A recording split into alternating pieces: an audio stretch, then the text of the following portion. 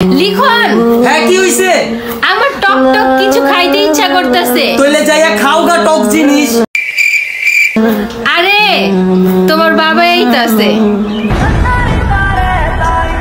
সবকিছুই ঠিকঠাক ছিল, কিন্তু ওই যে পেছনের ব্যাকগ্রাউন্ডের সাউন্ডটা যে লাগানো হলো বাহুবলীর, ওইটার লজিক আমি খুঁজে পেলাম না এখনো। আসলে ভাই টিকটকারদের লজিক আমার এদিক দিয়ে চলে যায়, এদিক দিয়ে চলে যায়, এদিক দিয়ে চলে যায়, মানে বোঝাতে পারবো না আপনার। এটা হাস্যকর এই দেশের জনগণের জন্য হাস্যকর। লিখন হ্যাঁ কি হইছে? তোমার বাবা আমার পেটে লড়তেছে। না ভাই, এদের ব্যাপার স্যাপার আমি কিছু বুঝলাম না। শিশুটা এখনো পেটে, একে নিয়ে এই তাক থেকে মানে কি ব্যবসা শুরু করে দিছে, ভিডিও বানাচ্ছে। মানে এগুলো কোনো কাজ? আপনারাই বলুন, এগুলো কোনো সুস্থ মস্তিষ্কের মানুষের কাজ? আমি কি কাউকে গালি দিয়েছি? আমার খুব ভয় করতেছে। না ভাই, পেছনের ব্যাকগ্রাউন্ডে বাহুবলীর সংটা লাগে, মানে কি বোঝাতে চাইছে? মানে বাহুবলীর পরের চ্যাপ্টার গুলো কি এদের ঘর থেকে বের হবে, মানে এখান থেকে বের হবে? এটা বোঝাতে চাইছে মনে হয় এরা।